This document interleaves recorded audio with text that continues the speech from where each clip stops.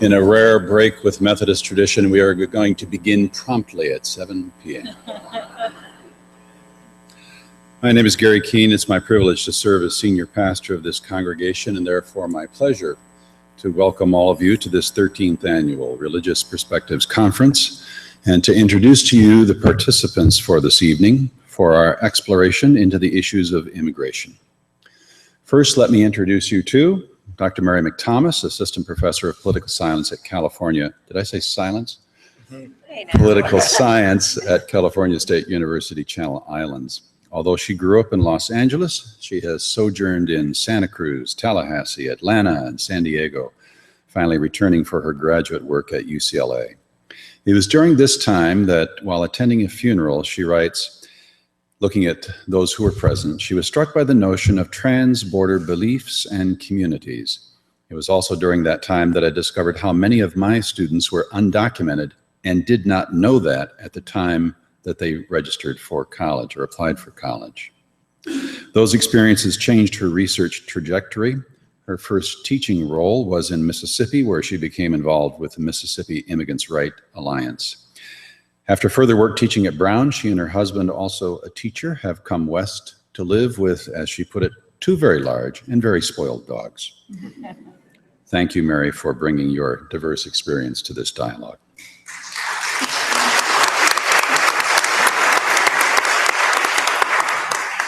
Let me next introduce Juana Tapia, is Executive Director of Clergy and Laity United for Economic Justice of Ventura County. Born in Mexico, she began her work for immigrant rights as a student at Cal Lutheran University after being introduced to CLU through the New Sanctuary movement. She graduated in 2008 with a degree in Spanish and stayed on to found a community-based group for undocumented students called Dreamers Without Borders. This built her skills in community organizing, which led her to serve as a contracted organizer and trainer, and now as executive director. She says she is blessed to be a vegetarian who enjoys tap dancing. None of that tonight. Tap dancing, ESL tutoring, and spending time with her cat and, oh, here's two more dogs out at Limaneria Ranch. Juana, thank you for bringing your background to this dialogue.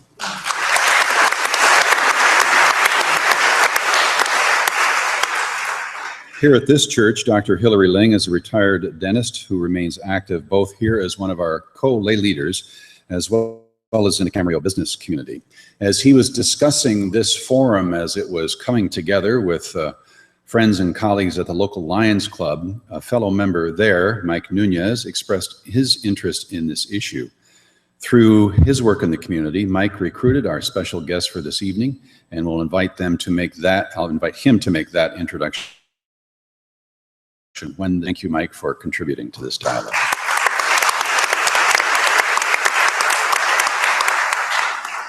It is my professional privilege and distinctly personal pleasure to welcome Bishop Minerva Carcano to this congregation and to this community event. You'll see in the printed bulletin the extraordinary arc of her career. Skimming the web, you will find abundant evidence of her prophetic voice on this and many other contemporary justice issues. I just heard you quoted this morning on NPR yet again, both beyond the church and at the national level. I worked previously as her assistant and therefore would testify that her leadership is not only powerfully prophetic, but also passionate, warm, and personable. However, it should also be noted that she shows no mercy on the racquetball court, to which my right knee continues to testify. In the balance, she makes an incredible chicken soup. Obispa, es bueno estar en la presencia de su espíritu de nuevo. Thank you for journeying here to be with us.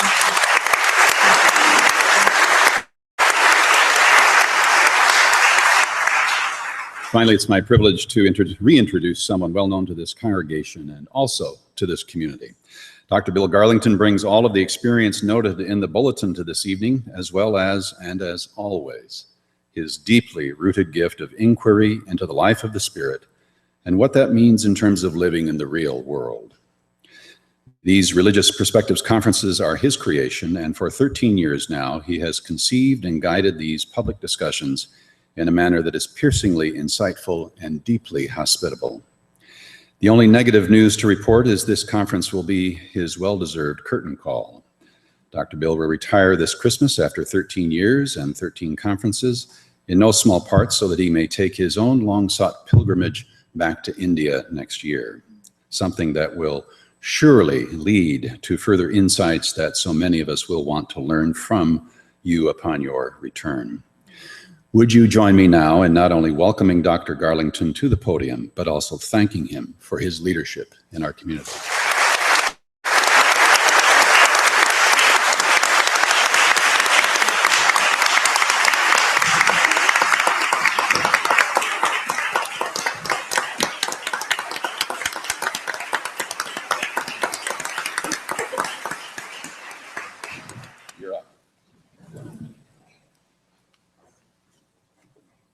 Some of you know I can get teary. Good evening, and I'd like to welcome you also to this 13th Religious Perspectives Conference. It's been my pleasure to be involved in all of them, and I am sure that tonight's will be as stimulating as those in the past. And I thank all of you for attending tonight and for all the others that you may have attended in the past. When Reverend Keene asked me to introduce the discussion, I searched for a term that might act as a conceptual framework or an overarching idea. And it struck me that such a concept could be found in the notion of the other, which in recent years has been widely used not only by sociologists and anthropologists, but by philosophers and theologians. So what is the other? When sociologists use the term other, they're referring to a socially constructed category of thought whereby groups of people maintain separate identities based on their having distinct signifiers. For example, common language, common history, common values. And those groups who do not share in these signifiers are considered others. Thus, at a very simple level, there are those who are Dodger fans, I'm sorry, and those who are Giant fans, and I guess I heard the score tonight, so I shouldn't be, because we have different signifiers about baseball, so we're others to each other. On a more complex level, we find ethnic identities, gender identities, national identities, religious identities. So the process of creating separate identities is in itself quite natural. Unproblematic unless the other with a small o becomes transformed into the other with a capital O. When this happens, the other is seen as categorically different. Not only are the other signifiers seen as distinct, they're not granted any form of legitimacy. This eventually leads to an us-them mentality. Consequently, the other becomes objectified. Members of other groups formed into objects rather than subjects, who are seen as completely different from us. What the Jewish scholar Martin Buber has called an I-it relationship, whereby people and groups are seen as mere dots in the world grid of time and space, a loose bundle of named qualities who lack human subjectivity, who lack any sense of the thou. The process of otherness is by the use of both stereotype, dehumanizing language, whereby all of Group X are depicted as such and such. Gooks, kikes, wops, mix, spics, white trash, jihadists, generalizations. It's then a simple step to make the other the enemy, a transformation which Richard Rhodes refers to as violentization. And here it is important to realize that this process usually starts slowly. As James Waller points out, the road often takes the form of a sequence of seemingly small, innocuous, incremental steps, a series of escalating commitments and conceptualizations. In contemporary social psychology, the process has been referred to as the foot in the door phenomenon. Considerable research has shown that once you get people to buy into an initial negative conceptualization, it's easy to escalate the negative image into the category of the other. So how does the concept of the other apply to the immigration question? In the United States, there's been a long history of othering various immigrant communities, whereby the dominant social group or groups assert their superiority through the process of objectification and proclaim, "You are not one of us. You do not belong here. You are not fit for our society." The phenomenon is called nativism by historians, and over the decades, its tentacles have engulfed numerous migrant communities, including the Irish, Italians, Chinese, Japanese. As Peter Schrag has pointed out in his 2010 book, Not Fit for Our Society, in almost every generation, nativists portrayed new immigrants as not fit to become real Americans. They were too infected by Catholicism, monarchism, anarchism, Islam, criminal tendencies, defective genes to become free men and women in our democratic society. And then he points out, and time and again, new immigrants or their children and grandchildren proved them wrong. So as we hear tonight from our various panel members, an attempt to come to a better understanding of the complexities of the current immigration question. And it is a complex issue with no simple answers. But let us try to keep in mind the always lurking temptation to create otherness. Moreover, let us remember that just as otherness is a social construct fashioned by human beings largely out of fear, it can also be deconstructed or taken apart if we but have the will to do so. And now it is my pleasure to turn the microphone over to someone who knows these complexities, not merely from a removed abstract perspective, but from existential experience, Bishop Minerva Carcano.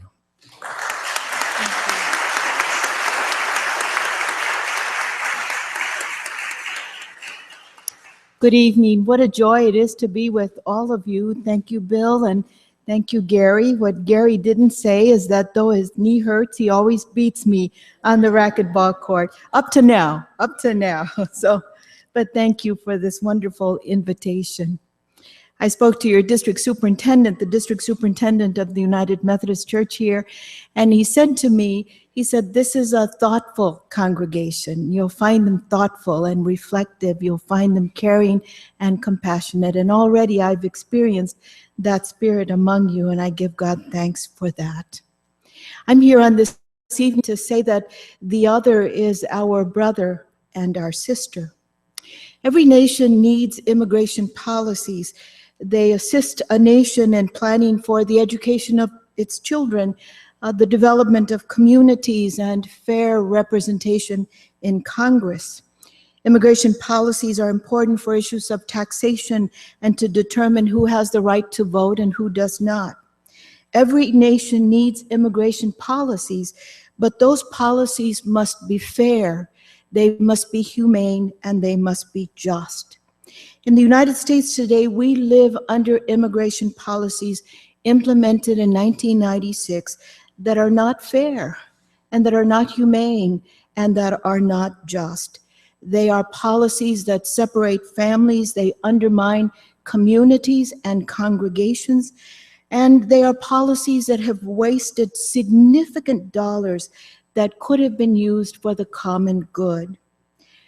And I would say on this evening that neither Congress nor the Obama administration have been willing to fully tackle this situation of injustice. Allow me to share a story to illustrate. 2 years ago, I had the opportunity to be in Las Vegas, Nevada at the end of January when President Barack Obama unveiled his plan for comprehensive immigration reform. Our president was clearly feeling very confident. The room was filled with his supporters, myself included. The voters had spoken. Nevada had been a swing state that he had been able to win through the turnout of Hispanic voters who had let him know that they were expecting the reform of our nation's immigration policies. CNN and Pew had conducted post-election polls that showed that there had been a shift in the country's attitude toward immigration reform. A majority of the US population now favored reform. The time was right. President Obama declared that immigration reform was common sense and eloquently reminded us of the fact that the US is a country of immigrants. Immigrants are not them, they are us, he said. He commended the bipartisan team of US senators who the day before had unveiled their principles for immigration reform, and he encouraged broader and greater congressional bipartisan work on immigration reform. Then, in a very electrifying moment, President Obama stated that while he supported bipartisan work, if Congress did not bring forth a timely immigration reform bill, this was 2 years ago, he would bring his own bill to Congress and call for an immediate response. That statement took our breath away. We had before us a president of the United States who viewed immigration reform as important enough to bring the authority of the presidential office to influence and even lead the legislative process until we reach the goal of true, fair, humane, and just immigration reform. It was incredible, just incredible. But then President Obama began to dance that political dance that frightens every undocumented immigrant in this country and profoundly troubles all of us who stand with them. As President Obama unveiled his immigration reform plan, he began with securing the border and employer verification. And I felt as if someone had punched me in the stomach. I experienced an audible silence in the room. In fact, it was as if the air had been sucked out of the room. He went on to say that immigration reform, in his opinion, needed to include a pathway to citizenship for undocumented immigrants. But then he qualified it by stating that undocumented immigrants would need to earn their citizenship by going to the back of the line of those being processed.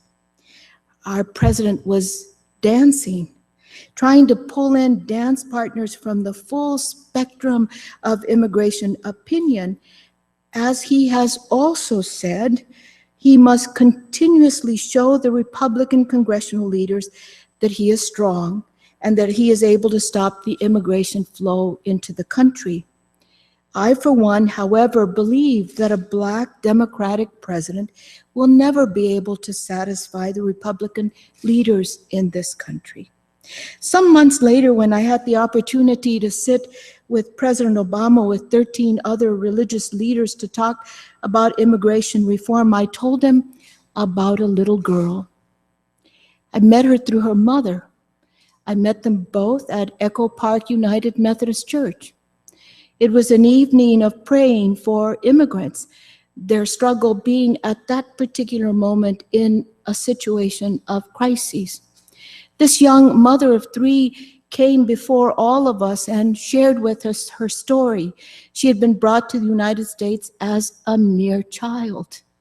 She had tried every good way to find that documentation that would allow her to come out from the shadows. And she shared example after example after example until she just broke down and cried and said, I don't know what else to do. But if I am separated from my children, being a single parent, who is going to care for my children? And it was at that point that I met that little girl. It was her 3-year-old who, upon seeing her in tears, came up and put her arms around her knees and said to her, "It's going to be all right, Mommy. It's going to be all right." Why should the children have to bear the burden of our broken immigration policies in this country? I asked President Obama. I understand that immigration reform is a complex issue that will require much buy-in from local, state, and federal government, from communities and the labor and the business sectors. But I also believe that we know how our immigration policies are broken, and that we have the intellectual capacity to find ways to reform it if we are willing to be honest, and if we are indeed committed to striving for the common good. For starters, there is no line. There is no line for undocumented immigrants in this country to join in order to be processed for residency or citizenship. There's simply this mass of persons who have waited for decades to be documented. There are insufficient visas for those who are here or who are coming out of human need, or who are being lured here by our economic needs, this country's economic needs. We can do better. And our immigrant brothers and sisters are ready to add to their already documented contributions to this country by, beyond what they've already done, paying back taxes, fines, and fees for an opportunity to become fully recognized residents, and then perhaps someday even possibly citizens of the US. In terms of securing our southern border, there was a study done in 2010 about the cost of upholding our immigration policies. And that study showed that between 1996, when the present policies were put into place, and 2010, the US had spent $39 billion to secure the southern border between the US and Mexico. This is the amount that has been used to place sensors in the ground, high towers in the sky with blinding detector lights that say to the immigrant walking in the darkness, "You've come far enough, don't take another step." It's the money that's gone to deploy and equip Border Patrol agents who have been sent to the southern border. This does not even begin to include the cost of the border wall. And if you visit the border wall in San Diego, there is not just one border wall, there are 3 border walls. In a meeting during President Obama's first term, 2 other religious leaders and I met with the Secretary of the Department of Homeland Security, Janet Napolitano. We had an advantage. We had worked with her in Arizona. She knew us. She opened the door for a meeting with her.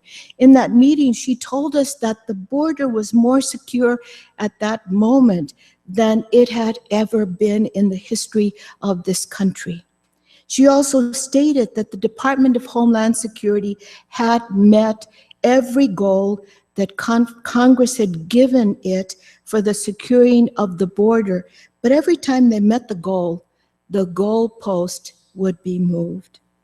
We must also not forget that under the Obama administration, more than 2 million immigrants have been deported, a number far greater than a supposed strategy of focusing on deporting only the criminal element from the undocumented community.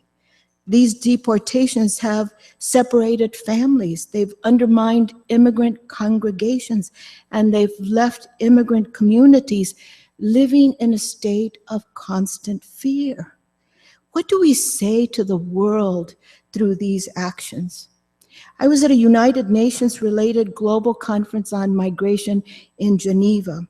And as I prepared to participate in this conference, I learned that it was a multi-year conference intended to create a global conversation about determining just and humane ways to address global migration. Migration is a global issue. I also learned that former UN Secretary General Kofi Annan had helped to create that conversation in response to what he considered a very negative action on the part of the United Nations. Apparently, these leaders dedicated to justice for immigrants had worked to petition the United Nations to establish basic global principles for the protection of the human rights of migrants all over the world. While some member countries had supported the petition, there were some countries that had not. And primary among those countries that had blocked the adoption of such global principles for the protection of the human rights of immigrants had been the United States. When I arrived at this global conference, I engaged in conversation with everyone I could. And almost every person I spoke with told me the same thing. They said with great urgency that just and humane global migration depends on the United States above every other nation. The world will follow the US, they kept saying. And then they would say, now, don't tell us to tear down our walls while you keep building yours.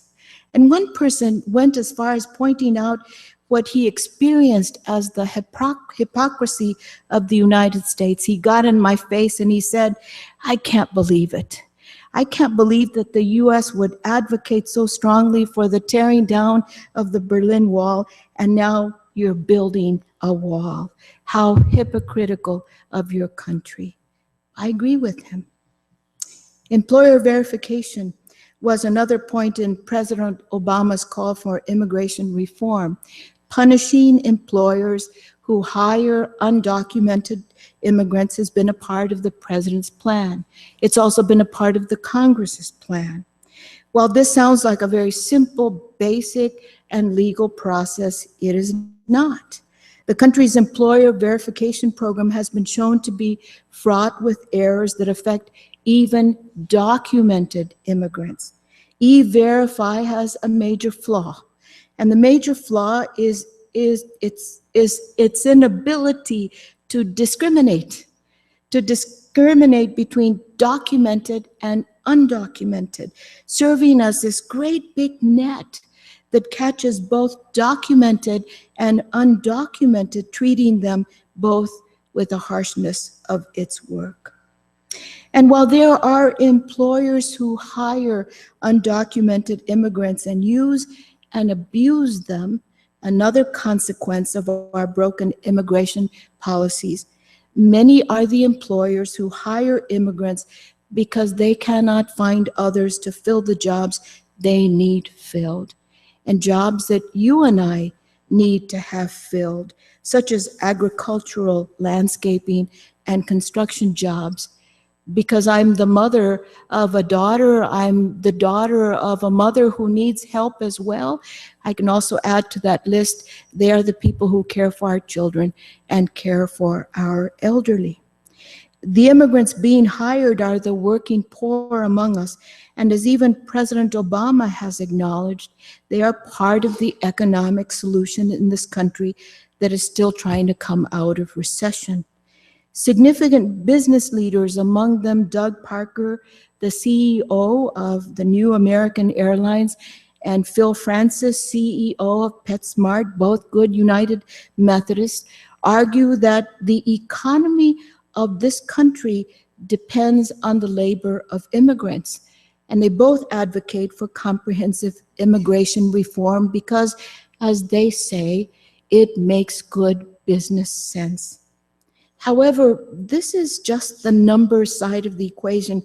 All too easily forgotten is the human side.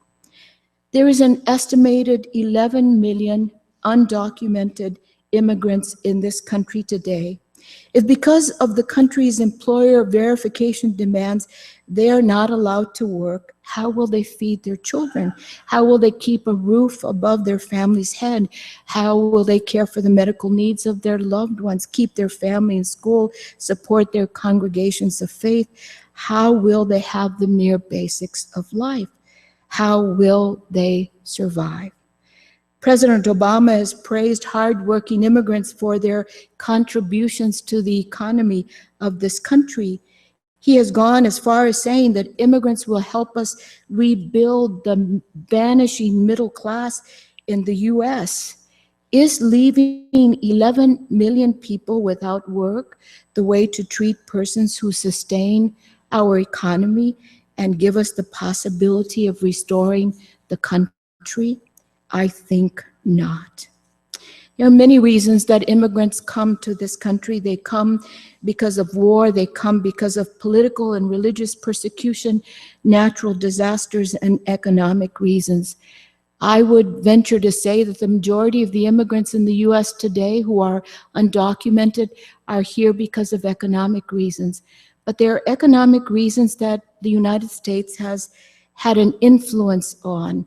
I would commend to your thoughtful care looking at NAFTA, the impact of CAFTA, looking at the Maquiladora projects before NAFTA and CAFTA. I would also encourage you to look at the for-profit detention centers and how they have influenced the passing of anti-immigrant bills in this country. Let me end by sharing about the unaccompanied migrant children.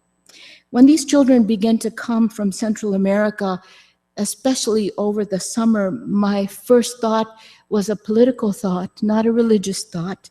I thought the coming of these children will sink all of our efforts for immigration reform. In fact, their coming may have impacted President Obama's decision to not move more aggressively on immigration reform until after the midterm elections. But once I focused on the children themselves, I regained my bearings. I have seen these children both here in California at Port Hueneme and also in McAllen, Texas, at their point of entry into this country. I'm convinced that they're here because of all the reasons that we know, because of poverty, because of violence from gangs and drug cartels, from the impact of NAFTA and CAFTA and maquiladoras, and many other things. The coming of these children is a sign of the total despair of their mothers and fathers who loved them. I'm reminded of Moses' mother in the Bible, who out of fear for the life of her beautiful baby Moses, placed him in an ark made of bulrushes and sent him down a river all alone in an effort to save his life. A little 11-year-old boy from Honduras came to the United States this past summer with the love and blessing of his parents, but unfortunately was not saved like baby Moses. He came all the way from Honduras, covering that track from his home to the border with Mexico. In Mexico, he joined all those brothers and sisters who get on top of a train so awful and so terrible that it's called the Beast. Somehow made it all the way to the border with Texas, somehow crossed the Rio Grande River and found himself on the property of a family that he did not know, a family who did not know him. But on that day of his arrival, they became intimately engaged in each other's life for eternity, because on the lawn of that family's property, that 11-year-old boy died. He died from starvation and dehydration. I wonder if he died with a broken heart because of the way that he was treated all the way from his home to the border of this country. No one knew who he was. They took him to the mortuary, began to remove his clothes, and they removed his belt, and on the inside of his little belt buckle, there was a little piece of paper taped onto his belt buckle. It simply said where he was going and to whom he belonged. And so my question for us, brothers and sisters, on this night is, where are we going? I pray that we are going onward to justice, and that it's God's own justice. And who do we belong to? I pray that we belong to a nation that is just and humane and fair. I do know that we belong to a God who expects fairness and humanity and justice, compassion and care for all of God's children. May God be our help as we discern what we are to do in behalf of our brothers and sisters who are immigrants. Thank you.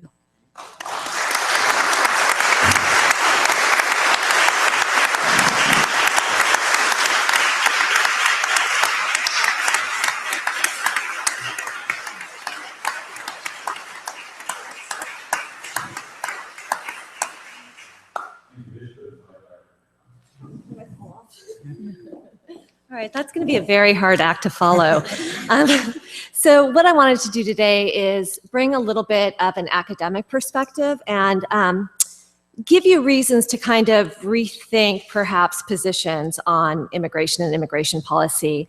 Some of the research I've done has looked at public opinion and attitudes towards migrants and immigration policy, and I've done this through national surveys as well as in-depth interviews. And the interviews I did were with members of groups that were advocating for immigrant rights, and then members of groups that were asking for immigration control, basically.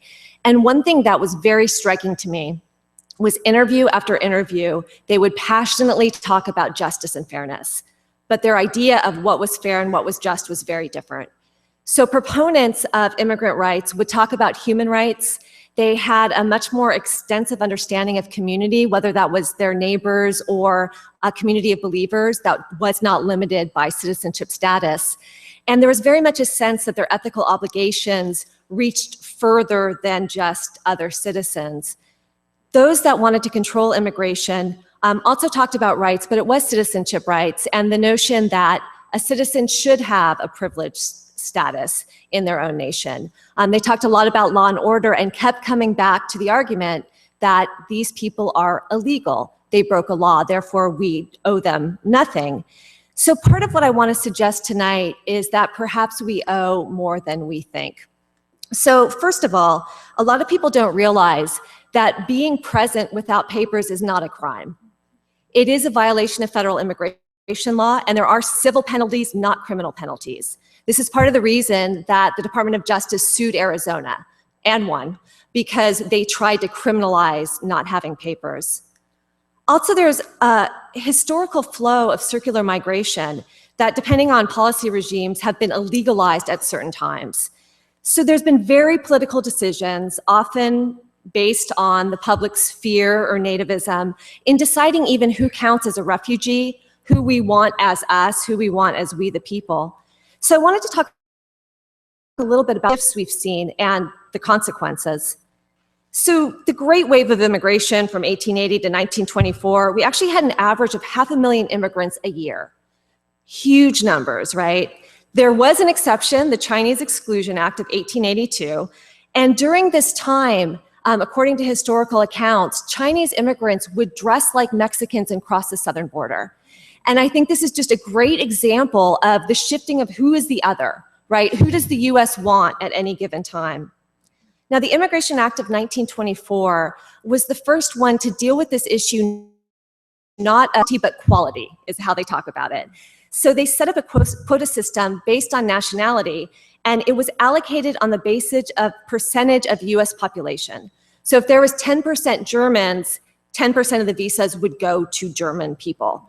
What this did is it replicated the existing population. It favored Western Europeans. It also explicitly banned migrants from China, Japan, Korea, the Philippines, India, Thailand, and Malaysia. 1943, the Chinese Exclusion Act was repealed, and they then allowed 5 Chinese migrants each year. Woo, right? Also during this time, the Bracero program started. Basically, the US needed people to work as the Americans were off at war.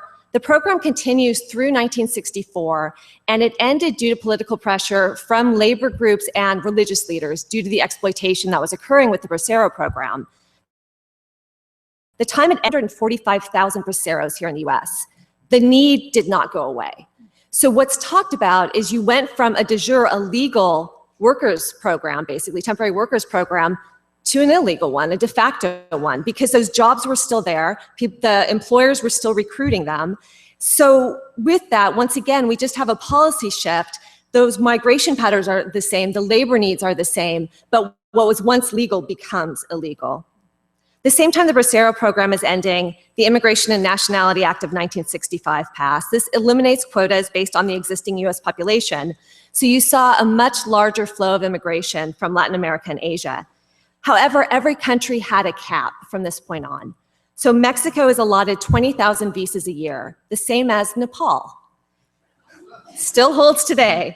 Nepal has a population of 27 million, Mexico 122 million, our neighbor, our NAFTA partner. As a result, on average, it takes 12 years to get a visa from Mexico. So this is one of those structural flaws that leads to predictable results. If it's going to take you 12 years to get a visa versus cross and start working right away, you have a family to feed, what are you going to do? In 1986, Congress passed the Immigration Reform and Control Act. It granted amnesty to anyone who could prove they'd been in the US since 1982. So there was 2.7 million undocumented migrants at that point. That was the last time we had such a huge grant of amnesty, but this is also why we've been building up numbers again. It also criminalized the hiring of undocumented migrants for the first time. It had always been illegal to work without documents, but this was the idea of, we know they're getting recruited by these employers, we need to hold those employers accountable. Didn't really work, so when you see the raids occur, you will notice that the factory owners and employers, managers are walking away just fine. So there's been a disconnect, and many have argued economically motivated. Now, in 1993, INS started prevention through deterrence.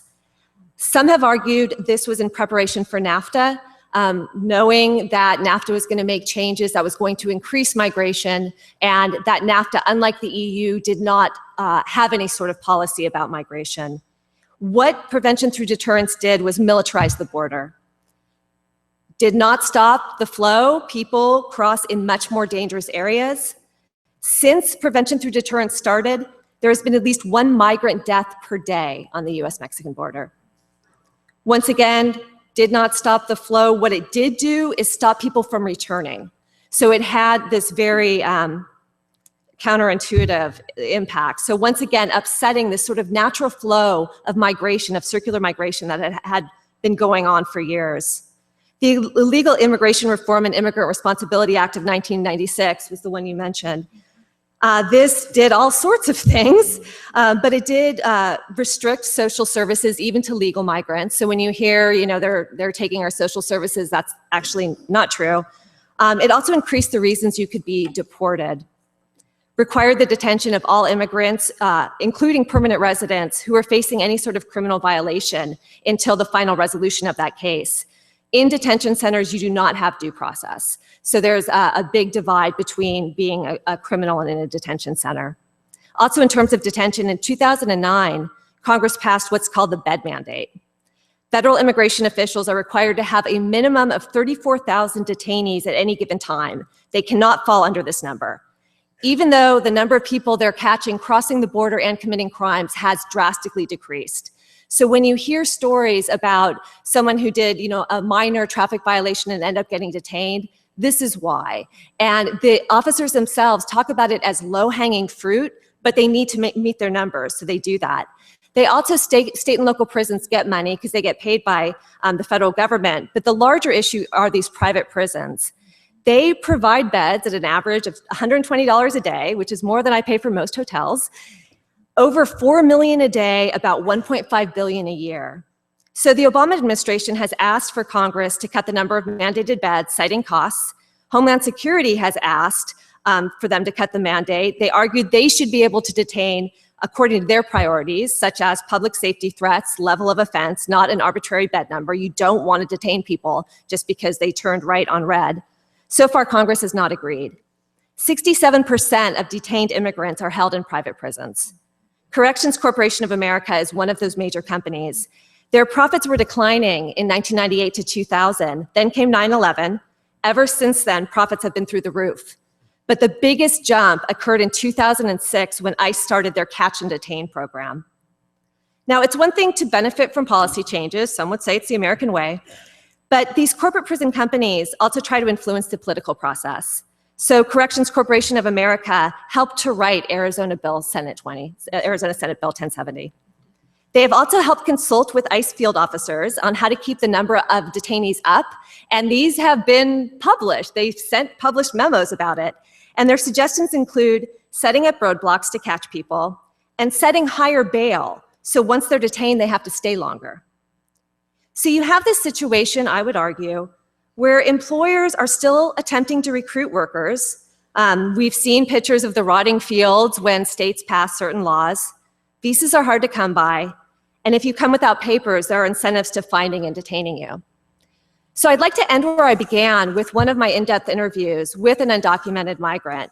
And he said to me, "We don't need to come out of the shadows. We're right here, if only you would see us."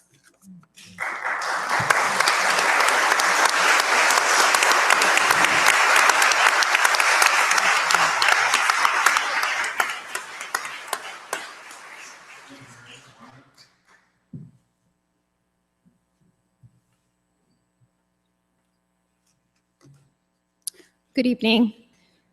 My role tonight is, how much more information can I cover after everybody has spoken? But really what I'd like to do is give you a localized look at what's going on here in Ventura County in our own community, where our families are part of these numbers that were just presented, of people who are being trapped and sent into these detention centers, who are being deported, families who are being separated, and children who are without their parents because of this business model that we're running here in the US.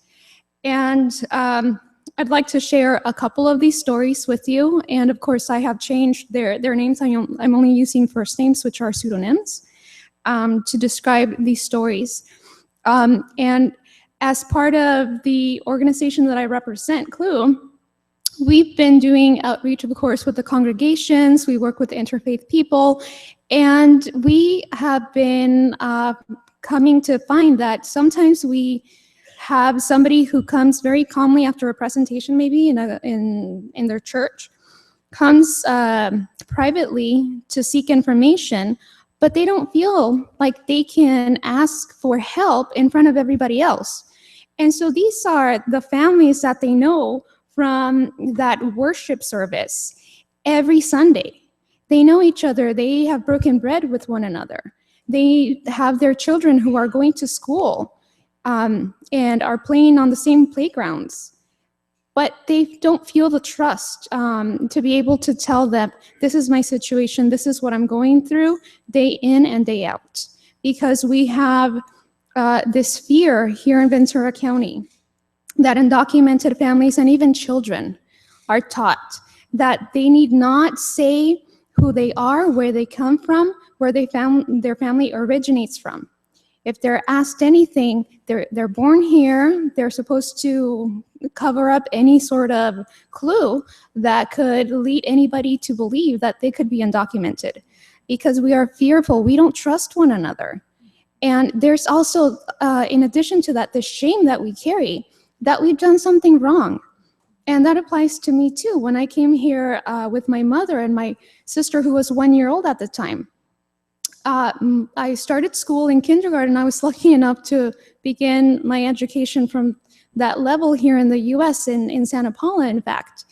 And I was told from day one, when we set foot in Santa Paula, you will not tell anybody where you're from, because if something happens to you, if you let it slip that we're immigrants and that we come from Mexico, they will not only come after you and you won't see us ever again, but they're also going to punish us.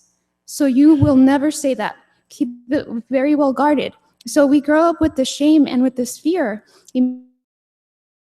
Immediately enforcement, and we think, are they immigration? Is something going to happen to us? And so that's what we have to change, yes, at a national level, and we must continue to advocate for immigration reform. But we must also start here with our congregations, with our neighbors. We must get to know one another and to maybe be the first to extend your hand and say that you are here to help and to support them. So I'd like to start off with the story of, I'll call her Andrea. Andrea was always interested in the medical field. Ever since she was 5 years old, she knew that she wanted to be a doctor. And so she came here when she was 15 years old, with her younger sister and her mom and her dad.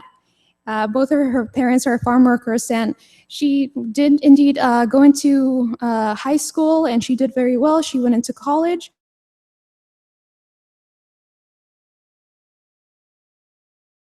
Which you, through creative ways, all legally. And she did put herself through school. And although she's a dreamer, she's got a good deal right now, temporary deal, because she's got deferred action for childhood arrivals, DACA.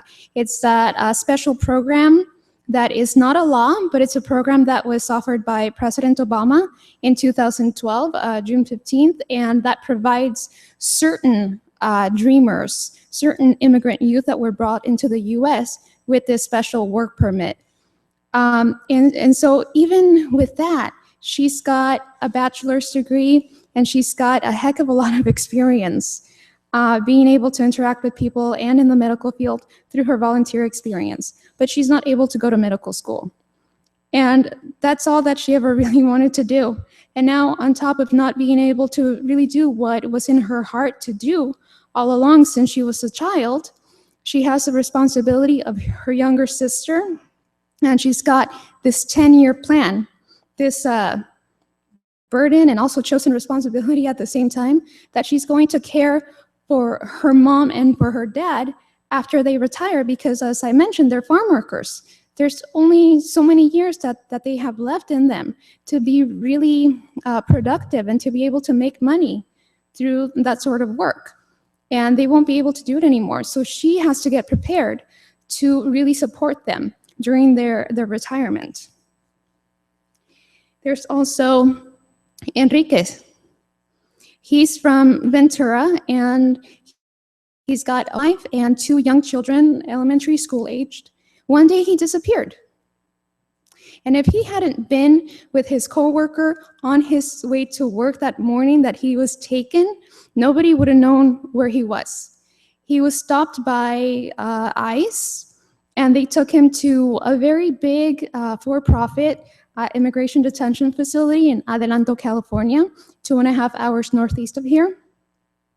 And not only did they mock him and take him, but he had to stay in this detention center, having done nothing, having committed no crime, for 6 months until he was eligible for bail, which not everybody is. And he had a very generous and dear friend who also happens to be his employer, who had the financial means to pay for his bail. And he was able to return to his family, but he's got, as he was coming out, and he had to go check in with immigration, and they were filling out paperwork and all of that. There was a really helpful staff person there who started filling out his form and coming up with the next steps. How is he going to check in? Because he's not free to go. He's not going to be able to integrate back into his community just like that. He still has to check in with immigration ever so often. So they start the paperwork. Oh, okay, they have to change shifts. That person is gone, and there's somebody new that comes in. That person must have been having a bad day because he decided, you know what? I think you're a risk in the community. We're going to give you an ankle monitor, and you're going to have to be at home every single Monday because we might pop in, and you got to be at home. So now he's basically under house arrest every Monday. And every Wednesday, he has to make the trip to Los Angeles from Ventura, not having a driver's license. So he needs a ride to go to Los Angeles and to check in with them at the ICE facility, although we have one here in Camarillo. Does that make sense? Absolutely not. But that's what this other staff person decided to fill out on his paperwork. And that's what he has to put up with. He can't go to work. He doesn't have a driver's license. He can't provide for his family during this time. So this brings us to Luis. Luis was, he's another dreamer, also from here in this area currently. He comes from Northern California and originally from Peru. He migrated with his mother when he was 12 years old. And he was very studious. He was left without a father at a very young age because he passed. And he was able to get into a good high school academic experience. He went into college, which again, he also, just like our other dreamer, he was able to provide for himself the funds through scholarships and through hard work on the side. And he was at a Cal State. He was already graduated. He hadn't walked yet. He hadn't gotten through his ceremony, but he had already graduated. And right before he had to walk, he was pulled over because he was speeding. He was going 5 miles over the speed limit, and he had also crossed a solid line. And so he got pulled over. He didn't have a driver's license. He was completely undocumented, didn't have deferred action. It didn't exist at the time. So he got taken into the detention facility in Adelanto. And then he got transported into Arizona. Why? He didn't know anybody there. There was no reason for him to be transported extra month to the private business there because they got to pay for the plane ride, all this transportation. He got sent to Arizona and then back into California, and through petitions actually that we participated in, and picking up the phone and calling and trying to persuade them to let Luis go, he was released. And right now he has deferred action as well. And he's able to work, and oh boy, he's so hardworking, he never stops. But he wants to be an immigration attorney, to be able to help. He wants to be able to help other families because he sees the need, he's lived it, but yet he's not able to do that. Because although he is able to go to school, it's just so darn expensive and he can't afford it. So actually he worked so hard to persuade people to start up a special fund for undocumented dreamers at this very prestigious school that he got accepted into. And he was successful in doing that. He established the fund and he was able to help other dreamers with the same sort of interest in law to be helped, but he couldn't secure the funds himself. So he did a great deed, but it didn't help him at all. So he's still waiting on that to come true. Now, I'd like to tell you a bit about my story, and then I'll pass it on to our next speakers. My dad came to the U.S. from Michoacan. It's more my dad's story, not my story. But he came from the state of Michoacan in Mexico 22 years ago. And he came because he couldn't afford to feed me or my 1-year-old sister. So he made a very abrupt decision with my mom that there was this opportunity, we must go, because if we wait any longer, I'm going to be without a job. There's no way that we're going to be able to provide for the family. So he had to say goodbye. At that time, I think he was about 32 years old. And he had to say goodbye to every single family member that he has. And to this day, he's still alone. He doesn't have anybody here other than just my mom and my siblings and I. He had to say goodbye to every childhood friend and to every acquaintance, and even to the beautiful structures and historic sites in our town, including our beautiful parish there. And he made that decision for us, for my family, for my siblings, for my mom, for me, to leave. And the thought at the time was, we're going to leave for a while until we can stabilize ourselves, make a bit of money, and then return home. Because nobody ever wants to leave their home. That's where their family is. That's where everything is. And the plan didn't work out like that. We've been here 22 years. He had to experience the pain of receiving the news that my grandfather died, and this was 5 years ago, but it's still very fresh in our hearts because he always hoped that he'd be able to return home and to see his parents again. And that wasn't so. And so now we still have my grandmother, but she's in a frail condition. And so we always ask ourselves, how much longer do we have to wait until we have the opportunity to return home and to see my grandmother, to see my aunts and uncles and all the cousins that were born at that time and the new cousins that we never got to meet. And right now we're very lucky. We're one of the few that has an opportunity to get in the back of that line, which, yes, it's imaginary, it really is, but we're able to start that process with my US citizen brother. He's the only one, and no, he's not an anchor baby, but he's the only one who's a US citizen, and he just turned 21 in February, so he submitted the paperwork to petition for my mom and my dad. And like I said, we're very blessed. It doesn't happen for everybody.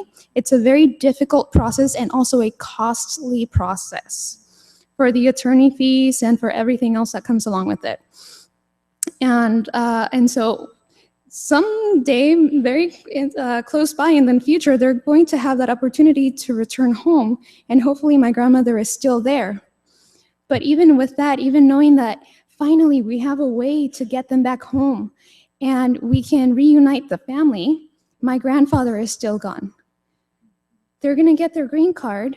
They're gonna be legal permanent residents with the opportunity to become citizens, but who's going to return those years that we lost with my grandfather, with my grandmother, with all of our family back at home? And this is really what we're talking about, the families that are broken up. And that can never be replaced. That can never be put back together. This is what we have to address, the hurt in our neighbors. And they are hurting, even though they're not asking for help. So it's really up to us to be able to identify who they are, what they're going through, and how we can work together to be true brothers and sisters to one another.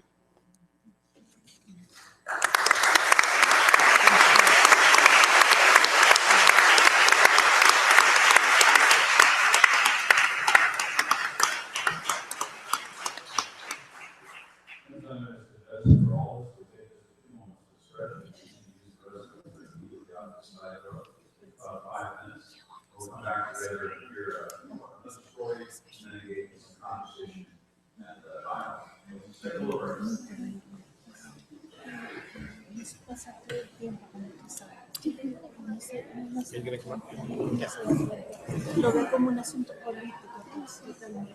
Es mucho más que eso. You have to keep working. Yeah.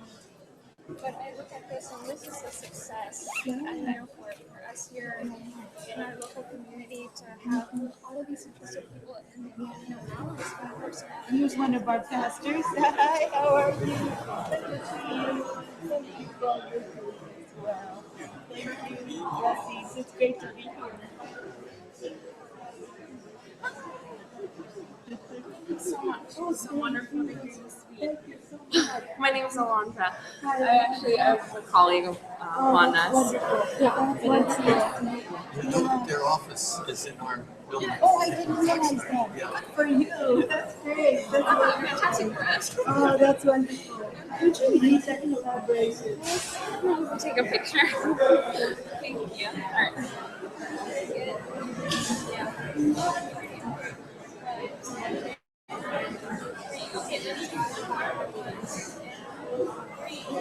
Thank you. Thank you so much. Please, I'll see you later. We'll keep working together. Thank you.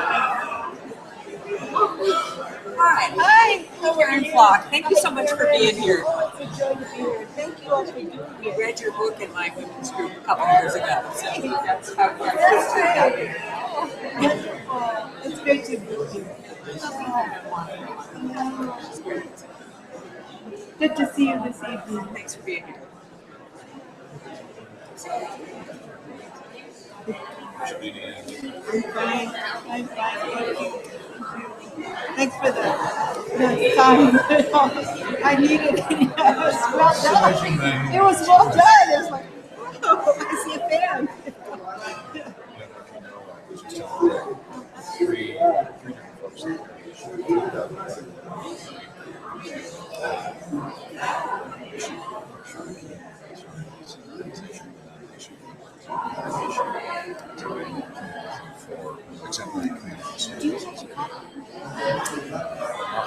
So I have three on plastic.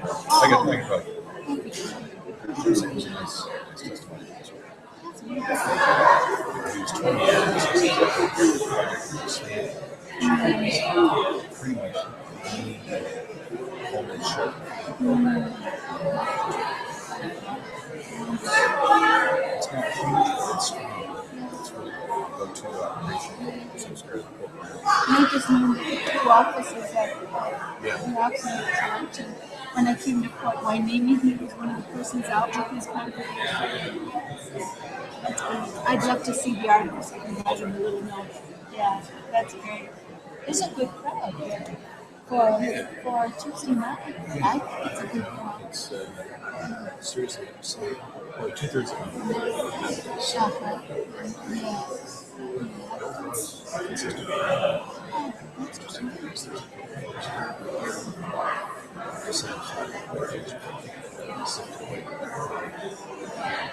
Said from the beginning,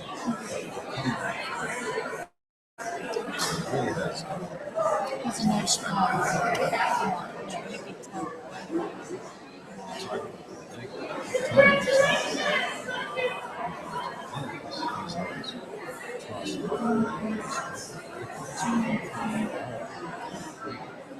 I love to sleep.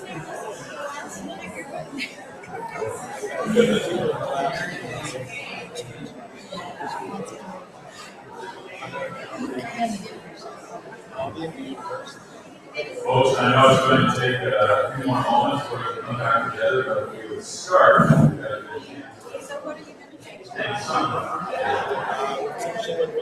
For those of you who are already here, where you're sitting, let's sit down. We'll fall in the rest.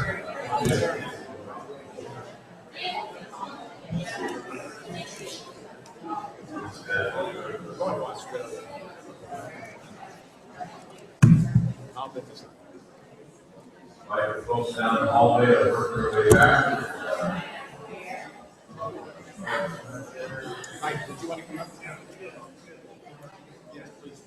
We're going to change the scene just a little bit to give Mike a chance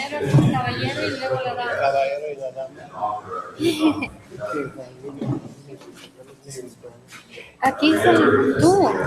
Aquí te puedes sentar tú.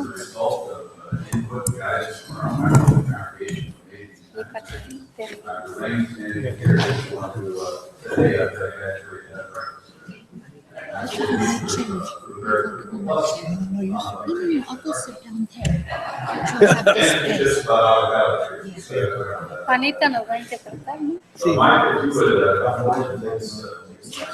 Well, I enjoyed the breakfast. As you can see, I do enjoy a lot of things, avocados. But Hillary and I were talking, and I thought, you know, it's a great forum, a great atmosphere that we can talk about things. So one of the issues that you really need, you can talk statistics, you can talk policies, you can talk all you want.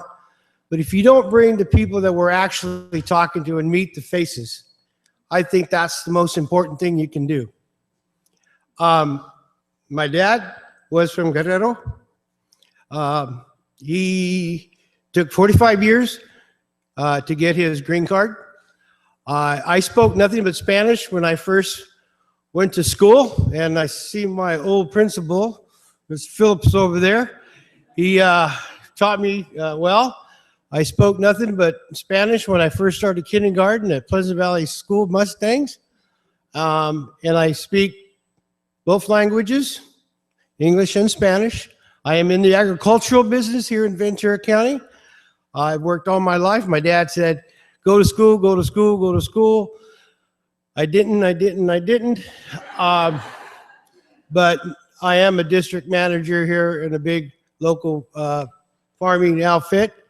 I work with a lot of Mexicans that come in from the border. I know their stories. I know what they go through. I try to help them out as many times as I can. One of the things that people talk about is, you heard why you're saying they can't go back. Well, it costs, some of you might hear it on the news. It roughly costs you, when my dad first came across, it was like $500 to come across the border. It's $8,000 to $10,000 to come across the border. I know it's illegal, but they come across the border. You have to have a family member that's on this side vouching for you, and when you come up and they deliver you, you better have that $12,000, $10,000 ready to cash to give to the coyotes. A lot of these guys come back, not very often anymore. The borders are getting tougher and the costs are going up. We in Ventura County have about 24,000 agricultural workers, and that's not including the healthcare workers that work in your houses, that take care of people, that takes care of grandmas and so forth. If you notice that we have a lot of agriculture here in Ventura County, I'm involved in quite a bit of it, with the strawberries, the raspberries, the avocados, the lemons, the oranges, the celeries, the celery fills everything. So I know the stories, and I wanted to make sure that you guys hear the right stories from the right people. And so I have approached some friends, and we're going to call them Fernando and Maria. They live in Moore Park. They both came across years ago, and they both have not been able to cross back the border because they're also pending on their getting permits. If you know the permit process, it will take 12, sometimes 20 years to get a visa. And in every step you do take, it costs you money. And that's why you have some people that gather as a family. We call them a bola. We get together. Okay, you're going to go try to get your permit this year. I'm going to give you some money to pay the attorneys and all the fees to get you there. One of the scary things that people don't realize is when you go to the American Embassy to get your permit and everything, then you finally get a date. Then you have to go through a process. Then what they tell you to do, you might have to go to the city of Ciudad Juarez or Mexico City to the Mexican Embassy. Now you are an undocumented person going back to Mexico. And if you don't have your paperwork right, and you maybe not have enough money, they may say, you know what, now you're not going back. And you can be here for 20 years and raise a family and being productive people here in the society, and guess what, dad's over there and can't come back. So the immigration thing needs to be fixed. It's broken. There's no other easier way to say it. It's just broken. It's not running right. So with that, I would like to introduce again, this is Fernando Maria. And we're going to go ahead and start off with Fernando, and I want him to say a few words on, and then we're going to interpret, because I bet everybody here is not quite literate in Spanish. So, y luego te podemos ayudar todo el tiempo. Hillary knows me when I go to the Lions Club meeting and everybody starts yelling and talking. All I do is start talking in Spanish, and they go, "What you say, Nunez?" Okay. So,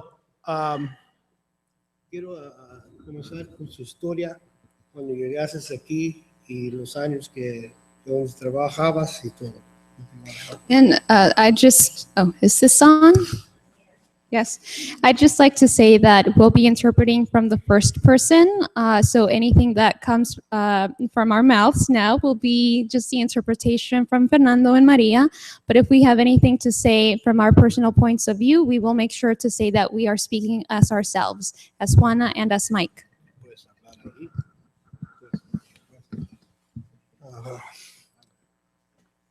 Buenas noches a todos. Gracias por invitarnos a pasar a esta sala de ustedes, que es su casa de ustedes. Y gracias por invitarnos. Good evening, everybody. Thank you for inviting us here to this hall that is your home.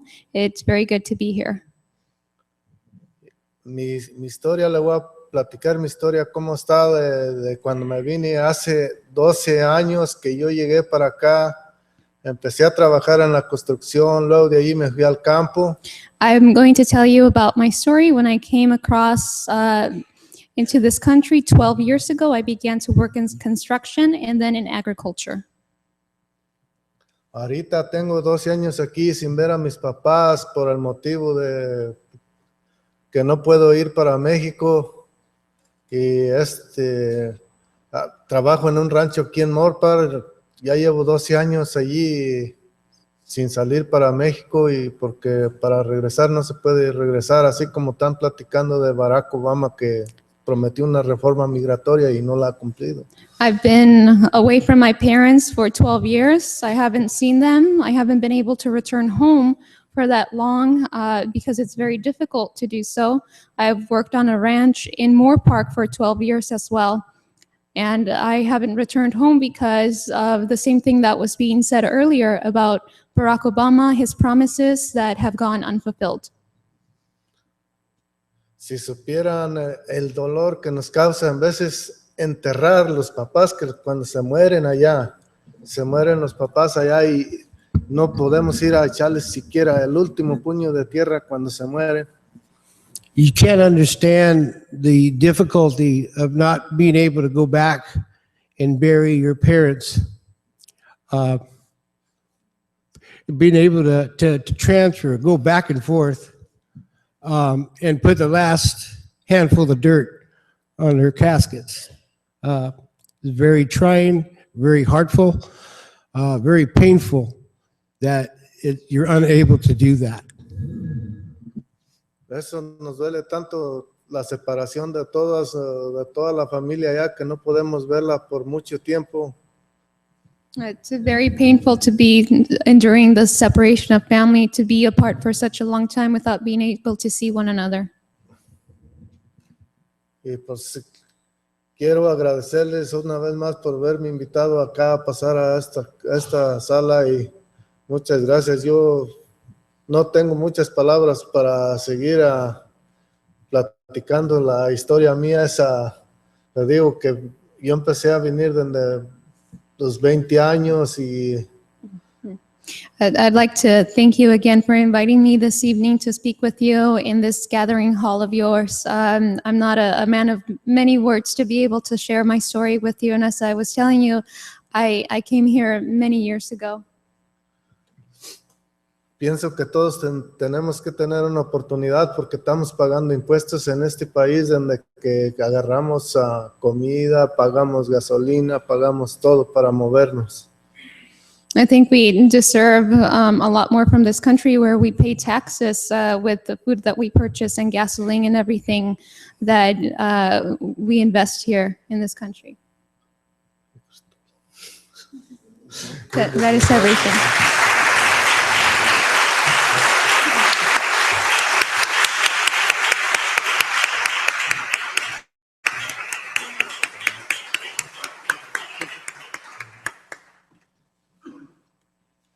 Buenas noches a todos, Dios me los bendiga.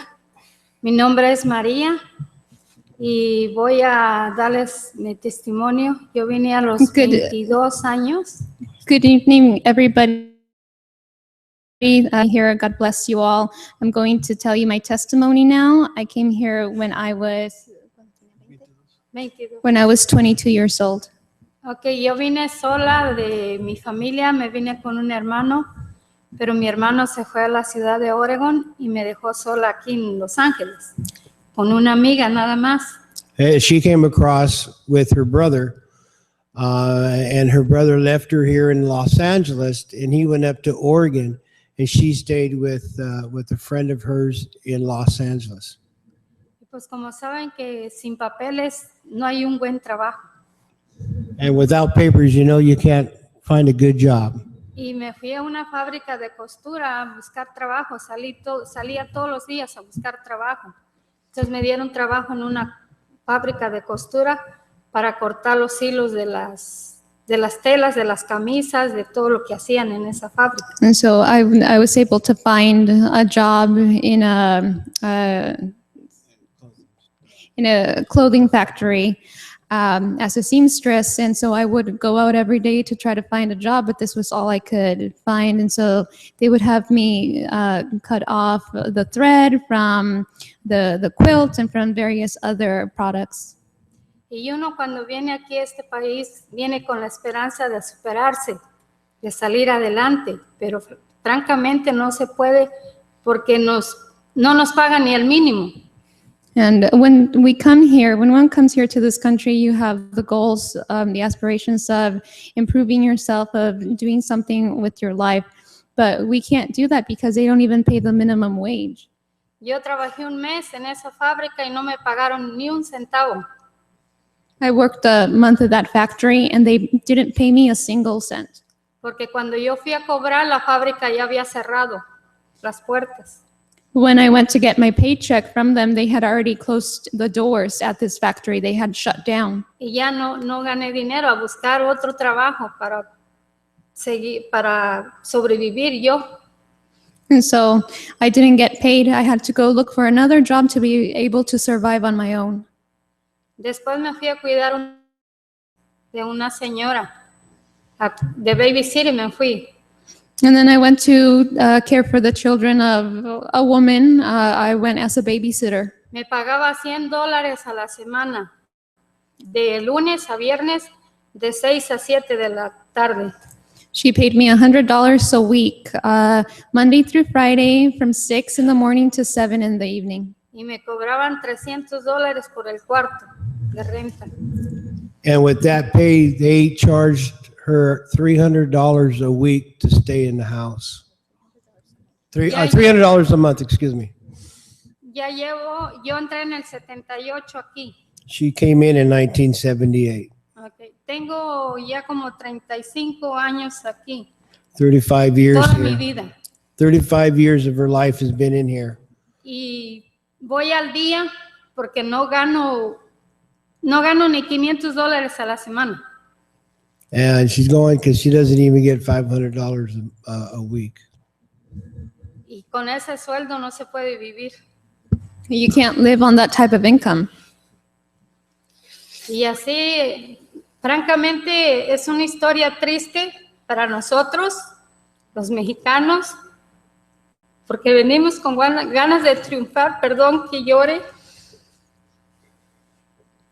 And this is a sad story. This is a sad story of us Mexicans that we come here wanting to work, but it's so difficult. You can't do it. Yo trabajé desde los 12 años para mis padres, mantener a mis padres, ayudarles. I worked for my parents starting at the age of 12 to be able to help them with the work. No tuve estudios, no estudié, llegué hasta primero de primaria. I didn't have any studies. I wasn't able to do that. I only made it up until first grade in elementary school. Yo deseaba que mi familia me dijeran, lávame la ropa, lávame los platos, lávame lo que quieras, pero yo te pago la escuela para que vayas. I really wish that my family would be able to tell me, wash the dishes, do the laundry, do this, do that, do whatever, and I will pay for your studies. I really wished for them to say that. Porque yo deseaba aprender. Yo deseaba saber leer. Because it was my desire to learn. I wanted to learn to read. Pero en ese tiempo no había maestros en los ranchos, porque yo vivía en un rancho, casi pura familia. Era un rancho pequeño. But at that time, there were no teachers at the ranch. I lived on a ranch. It was a very small place, and there were no teachers. Tal vez no conozcan el estado de Veracruz, estado de Chiapas, donde yo me iba al corte de caña con mis padres. Trataban la temporada de caña a cortar la caña en el campo. Maybe I don't know if you're aware of the states of Veracruz or the state of Chiapas. I would go with my parents to cut sugarcane during the seasons. When they would go, I would go with them. Yo trabajé como hombre en el campo para ayudar a mis padres. Era la 1, 2, 3 de la mañana, cargando la caña en los camiones para poder comer. I helped my parents working as a man alongside them to help them make it through. And it was 1, 2, 3 in the morning, and I would carry the sugar cane on my back, loading all of it into a truck for the transport. Y por esa razón no estudiamos nosotros, mis hermanos y yo, porque no había maestros en el lugar donde nos íbamos, no había escuelas. And that's the reason why I didn't study and my siblings didn't study, because there were no teachers in the place that we were at. Y eso es una desventaja para uno. Como yo ahorita que estoy aquí, yo no sé leer, no puedo buscar un trabajo mejor. That's a huge disadvantage for us. Being here, I can't find a better job. I can't do anything better for myself. Primero trabajé cuidando señores mayores en una casa hogar, luego limpiando casas y cuidando niños. ¿Qué es lo que puedo hacer? First, I started being a caregiver at an elderly home, and then later I started babysitting at home. And what else could I do? Y son trabajos que no son bien pagados. There are jobs that are not well paid. Y por eso, tristemente, me duele todo esto porque no me he podido superar, más que nada. And that's why, sadly, it hurts me so much, because I haven't been able to improve myself more than anything else. Y luego, cuando yo vine aquí, estuve 1 año sola. When I first came here, I Después was conocí by a mi myself for a year. Después conocí a mi esposo y luego me junté con él porque yo no podía mantenerme sola. And later I met my husband, and I co-inhabited with him because I couldn't support myself. Ya nacieron mis 4 hijos aquí en Estados Unidos. And later I had my 4 children who were all born here in the U.S. Y yo no trabajaba, yo cuidaba a mis hijos. Ya no trabajé, solo su papá de ellos trabajaba. Yo ya no trabajé, me quedé en el hogar. And I wasn't working anymore at that time when they were born. Their father would be working, but I stayed at home to be a homemaker, to care for my children. Y ahorita está uno de mis hijos sirviendo aquí el país, en la Marina. And now I have a son of mine who is here serving in this country in the Marines. Y esa es mi historia. And that is my Gracias por story. escucharme. Thank you for listening.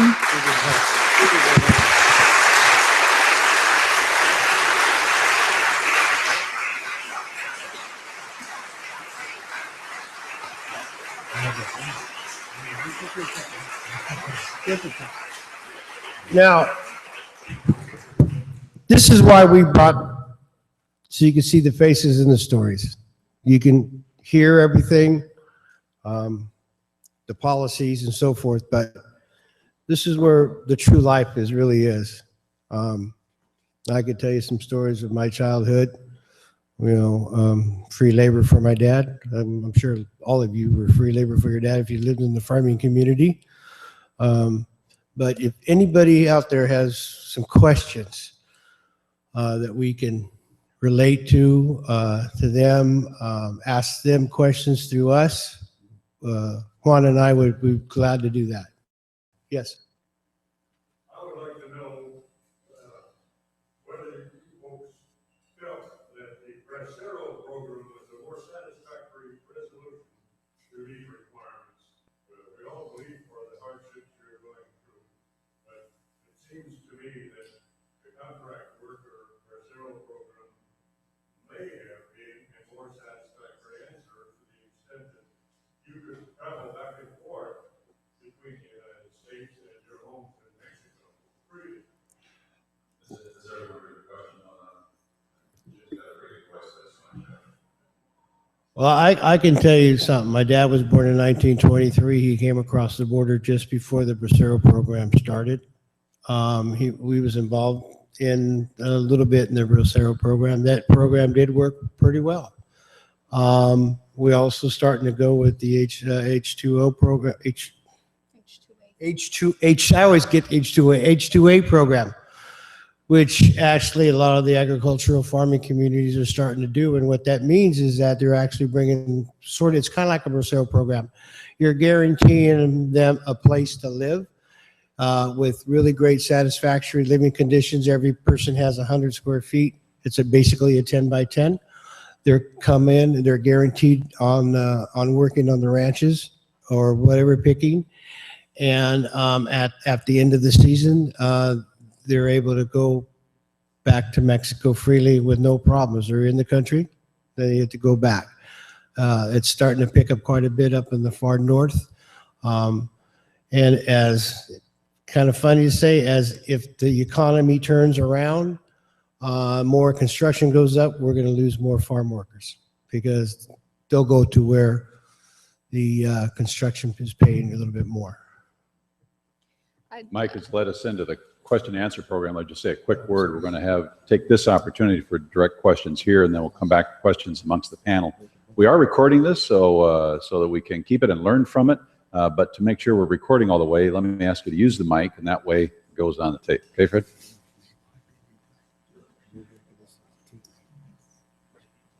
Mike, you did well. Thank you.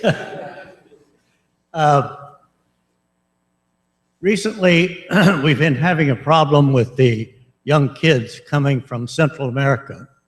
Mike, in your opinion, what influence did the drug cartel have in transporting those and getting them over here? Well, with your guidance as a principal, I wasn't never into drugs, so that's a good thing. No, but I do know a little bit about it from what I gather and what people that I have come across with, especially in the orchards and so forth that I work with. I do meet a lot of younger guys that are coming in at 16 and 18 years old. Usually what happens is one of their family members are selected to get the heck out of that situation, and they'll help pay to get them up here. And with them working up here and they have housing with 4 or 5 different people, they're able to save money, send them back there and get the families away from that cartel, get that drug people out of their lives and get them out of a different part of Mexico or another different part of the city where they're at. It's a long process. But they always trying to tell their family members, I'm sending you everything I got. Now, if you're a picker, and I was running the numbers one day for a grower of mine, because he asked the question, how much are these avocado pickers making? Well, we pay them on a piece rate. They're making 3 bins a day, which is roughly almost 2,200 pounds that they actually pick, and every avocado is picked by hand. We pay them 12 cents a pound to pick it. They do that 6 days a week. They're making $800, $900 a week. And half of that, 3/4 of that money is sent back to Mexico to help their families to get out of situations what you're talking about. Other questions specifically for Mike and the family? Lee? Well, this is going to seem off-base, but I think it's relevant and something I'd like to share. This time last night, a young man, 28 years old, with a Palestinian passport, that has not been able to go back to his home in Gaza for 11 years, living in Qatar, came to this country, was here for 30 days. He said to me, my son someday will know what I've given him. 3 days ago, his son was born. This morning, he picked up the passport, U.S. passport. His son is now a citizen of the United States. With that passport, they're on their airplane tonight going back to Qatar. I think bureaucracy and that which is making you wait for 8 years and 12 years on that is the problem. That kind of bureaucracy backlog needs to be addressed. I think that's where it should be aimed. Somewhere, common sense needs to have something to be said. The Bracero program did work well. Thanks. There is a huge backlog, and so that's part of the problem. There's not enough visas, and there's also the eligibility for the people who are even allowed to apply for these visas to come into this country are just so strict, because you either have to be rich and prove that you have the money to come into the country as an investor, maybe starting up a business, or you're very well educated and not just being a doctor, but having a specialty as a doctor and something that is very highly desired. So that is part of the problem. We need to work on the backlogs. It is taking too long, and thank you for bringing that up. And there are a couple of things that were wrong with the bracero program. My grandfather was a bracero, and these guys are at the mercy of their employers. There's not much that they can say once they're here in the country. Another question? Well, actually, I just want to comment that also. My father was a bracero in the bracero program. He came in the 40s, and then in the 60s. In the 60s, well, let me say that all the participants of the bracero program were sprayed with DDT on their whole body, including their face, and the ones that did the spraying were, of course, a protection gear. The second time he came, he was returned because he had side effects of the DDT and was too sick and was no longer useful for the program. And what the program also did, it took away the males that he was the one that did the planning. I was the sembradora that followed the balls or whatever, bulls to when they were plowing. So it took away that role model or whatever responsibility. So those of us who had the younger siblings have to do that kind of thing, and not all of them had older siblings that were able to do that. So poverty it was more poverty for some families as well. Thank you. Question over here. If it's okay, Gary, I would like to ask a question actually of the whole group. Okay, let me just check if there are any other questions specifically for Mike and or our family. Yeah, kind of. Or Mary. Or Mary. Yeah, sorry. We'll get you all in the mix. Yeah, there's just a couple more. Let me make sure I come back to you. Andrew? I'm wondering if you would share what's your viewpoint that you think would be a fair immigration policy. I've heard the problems, but how do you look at what's your expectation, I guess is what I want to know. ¿Cuál es su expectativa de una reforma migratoria? Así que ella dice, estamos hablando de los problemas, pero ¿qué es lo que queremos en una reforma? Lo que queremos es una reforma migratoria. ¿Cómo se ve? Nice big question. Gustan decir que tal vez no todo, pero una parte que sería muy importante para ustedes que aplique en sus vidas y para las vidas de otros, como tener que salir del país. Yeah. Pues esa es la polémica de que We're going to write it down, whatever you say. So. Acá le interpretamos. Díganlo en español. Vale mucho su opinión en esto porque lo están viviendo. ¿Qué sería muy importante para ustedes en una reforma? Pues sería muy importante, como dijo la dama aquí, que Obama prometió una reforma migratoria, pero aún no se ha visto nada.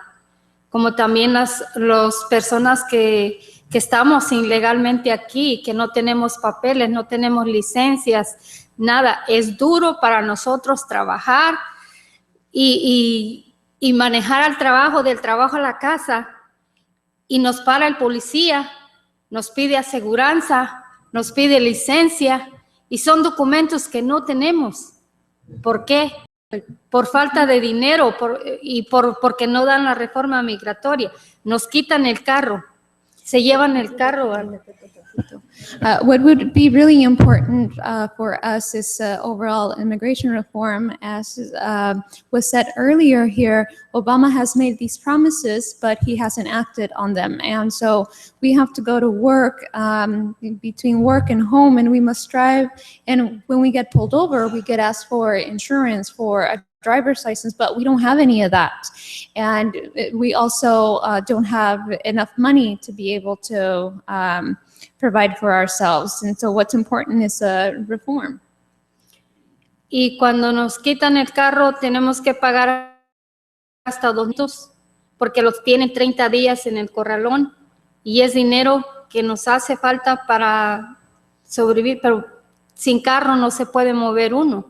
Tiene que sacar el carro. And when they take away our cars, because we don't have a driver's license, they get impounded. And because they're in the impound lot for 30 days, sometimes it can be as costly as $2,500 to be able to recover the car. And we need a car to be able to move around.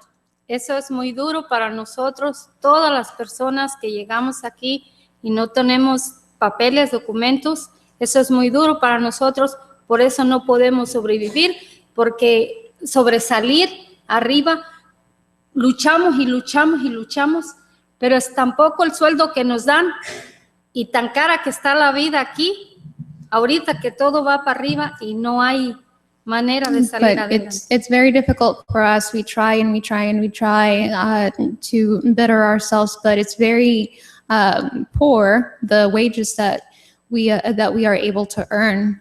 So it's very difficult for us to be able to get ahead in life. And everything, the cost of living is just so high. Y mucha gente nos culpa de que venimos aquí a invadir el país, a quitarles el trabajo. Pero nosotros los mexicanos son los que trabajamos más en el field, esté la lluvia, piscando fresa, limones, lo que sea. Y no es que les quitemos el trabajo, sino que nosotros trabajamos por más poco y por eso es que tenemos el trabajo. Porque si no trabajamos, no podemos vivir. And we're accused of coming in and invading this country and taking away resources. But in fact, we are the ones who are able to sustain a lot more and endure working in the fields and working for smaller pay and for longer hours under the rain, under all sorts of circumstances, picking lemons and strawberries and whatever it may be. Los mexicanos son los que levantan las cosechas. Tanto la manzana, la uva, todo. Son los mexicanos. The Mexicans are the ones who are picking the grapes and all sorts of harvests. It's us. Y mucha gente, la familia sufre, porque la familia que está en México prácticamente sufre porque no los podemos ir a ver. Pasan 10, 15, 20 años sin ver la familia, sin ver los padres. And the family back at home in Mexico, they're really suffering a lot because the time goes by. We're unable to see them for 10, 15, 20 years, and they're really suffering as well. Y pues mucha gente no se da cuenta lo que uno sufre aquí, que de veras sufrimos mucho. So, and so that's how we really do suffer a lot.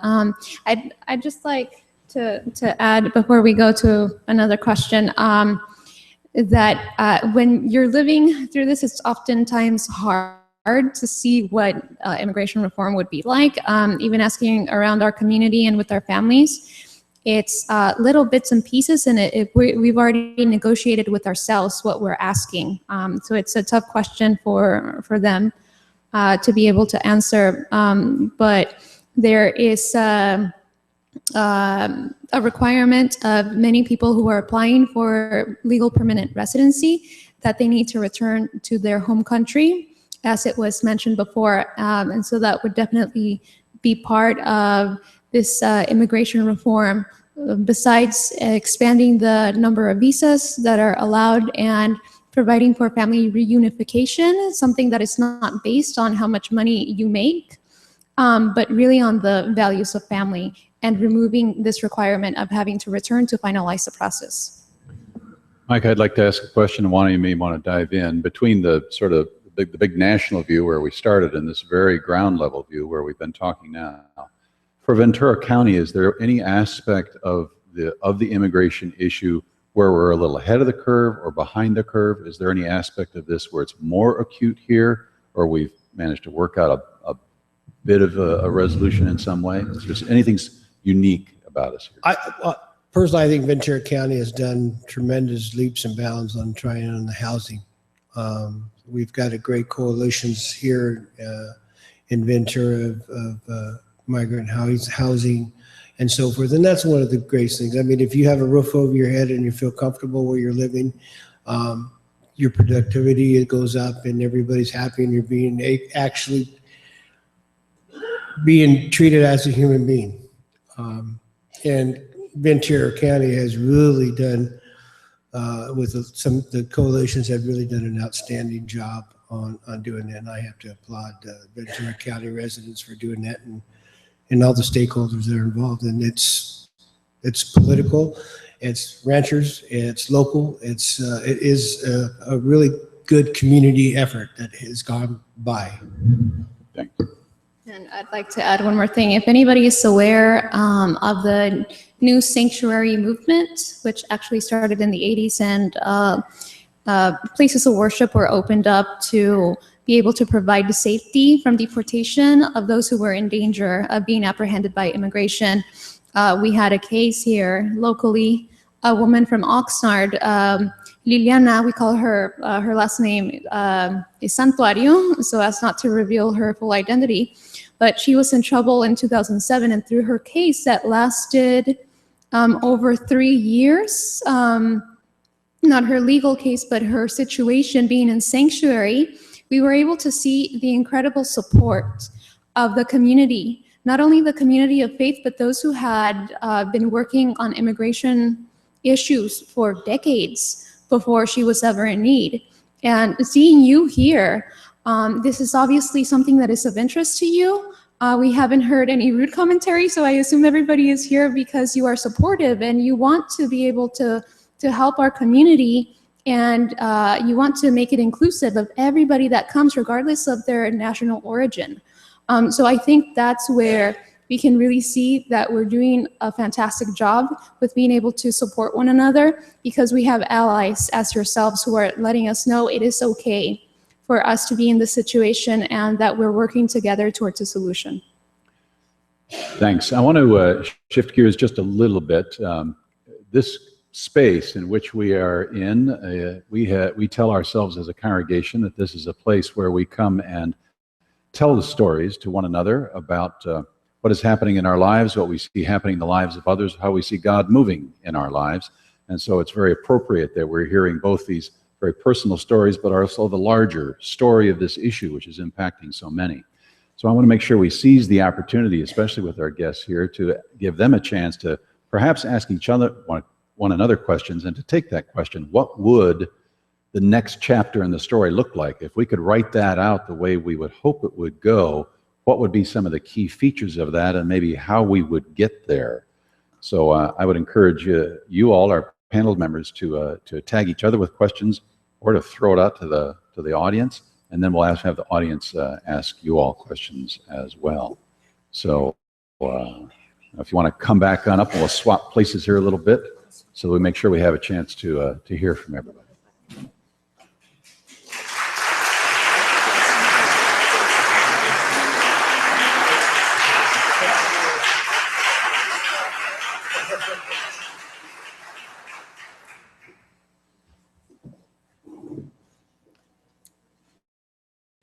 One thing I would like to say in response to the question of sort of, okay, we've heard the problems, what now? The comprehensive immigration reform bill that apparently will never get passed, it's actually informative, though, in terms of how to alter some of these policies. So a lot of what you've heard tonight is how hard it is to get a visa from Mexico. So part of what they've said is we don't even need to increase visas, we just need to reallocate them. Guess what? Nepal uses 10. Right? So if we give more to Mexico, if we recognize that they are in fact our partner in all of these various ways, that we do have migration of products, of services, and now people, that we need to increase that number. There is also a push to increase the number of the H-2A and 2B visas. Part of what happens, I think a lot of people think in terms of the work visas that it's a lot of agriculture. It's actually only 15% go to low skilled. So 85% go to high skilled people like the doctors that have a special area or what have you. So that needs to be increased, but there also needs to go along with it labor rights and protections. So a lot of what we've seen and was talked about with Bracero program, unfortunately, has translated to a lot of our temporary visa, where right now it's still linked to one employer. So instead of getting a visa to come work in the US for a year, you come and work for that employer, and if they fire you for any reason, you go home. They can fire you because they didn't have enough work, even though they claimed they did. They can fire you because you wouldn't do something they asked you to do that is, you know, you can fill in the blank there. So we've seen a great deal of exploitation occur for that. So one of the things also in the comprehensive immigration reform is removing that link so that you can come and work and switch employers if that employer is exploiting you in any way. Also just to give you the ability to go do a better job if one's offered, as well as to go home if you want to. There are positions that the major denominations in the country have taken. I'm speaking about religious denominations, Catholic, mainline Protestant, Jewish, Muslim, and all of us agree that those immigrants who are here already need to be documented. They need to be brought up out of the shadows. We also believe that the future flow of immigrants should be tied to the labor needs of this country. And the labor needs of this country are great. And there should be some kind of relationship between the labor needs and that immigrant flow as well. We also believe that the United States has had some complicity in the situation in Mexico and Central America related to the economics of those countries, related to the fact that we have propped up governments in Central America and brought them down according to what our corporations needed economically. And there's an impact that comes from that. In Central America, countries are still trying to become socio-politically stable countries after all that they have gone through. And so addressing the root causes of immigration in Mexico and Central America is critical. Can you imagine what might have happened if we had taken those $39 billion that we spent to put up a wall on our southern border? If we'd used that to deal with the root causes of migration in an economic world that is no longer just country by country, but is global. And therefore, we need to look at the regional economics because we are all interrelated now. And because we have some complicity in what has happened to people in Mexico and Central America to make them poor and to make them have to find a way to flee their countries in order to survive. I will tell you one additional figure, and I know that figures sometimes escape us, but I think this is an important one. When the North American Free Trade Agreement was implemented, it almost immediately left 2 million farmers, corn farmers in Mexico, destitute. Take 2 million farmers, you add a spouse, you add 3 children, you have 10 million people who have been left destitute because of the North American Free Trade Agreement. I think we have some measure of responsibility. The Maquiladora projects. I grew up in South Texas and have served in ministry from Brownsville to San Diego. I've seen the impact of the Maquiladora project. It brought immigrants to the border. It provided them some jobs for a season. And then when corporations from this country and from other countries learned that they could get even cheaper labor in Vietnam and Japan and China, they left, leaving millions of people along the border unemployed. So what are people going to do to feed their children? Those are moral issues. Those are faith issues. Those are economic issues that we need to look at. There was a question about the drug cartels. Before coming to the California Pacific Conference, I served as the bishop of the Desert Southwest Conference, Arizona and Nevada. And over those 8 years that I was there, we watched as the border moved from having human smugglers be coyotes. Coyotes who sometimes were the neighbor, someone that someone knew, a family member even, extended family, to being a human trafficking controlled by the drug cartels. It has become big business, and terrible and horrible big business. And people get killed and murdered.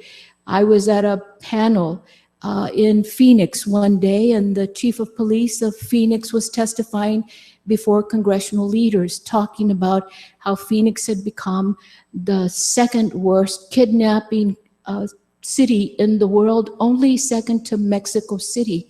And it was because of the drug cartel control over human trafficking.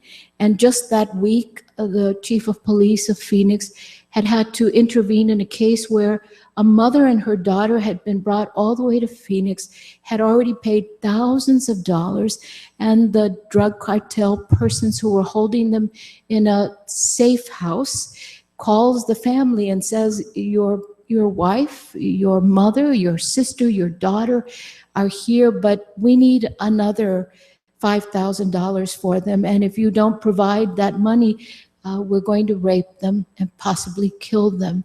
And when the person on the other line said, but we've given you all we have, they proceeded to rape the daughter, the young girl, while they could hear it over the phone. It has become big business. True big business.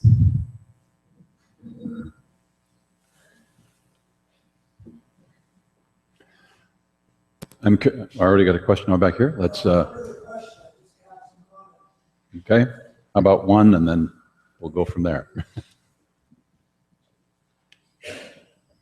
I think I'm Deacon Ronald Reyes. I'm at Padre Serra Parish, and I've been involved in immigration reform for a while. And just recently with the unaccompanied minors, you were asking about the cartels and things like this.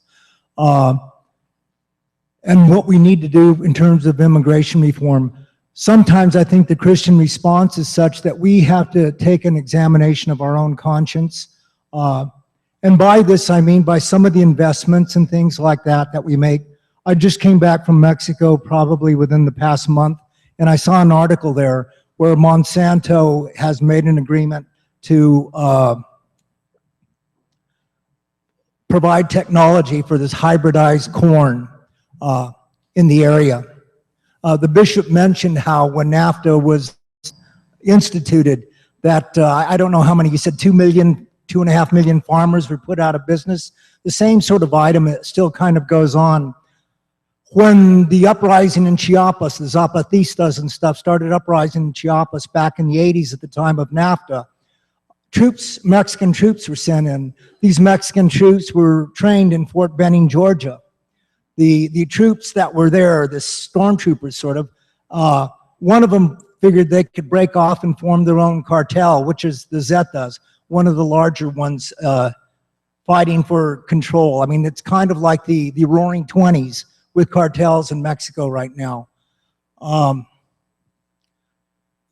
item with this unaccompanied minors, my understanding is, and I don't have the information, I looked it up, but the Bestia, the train that was called the Beast, it goes from the southern Mexico states of Chiapas along through Monterrey into southern Texas.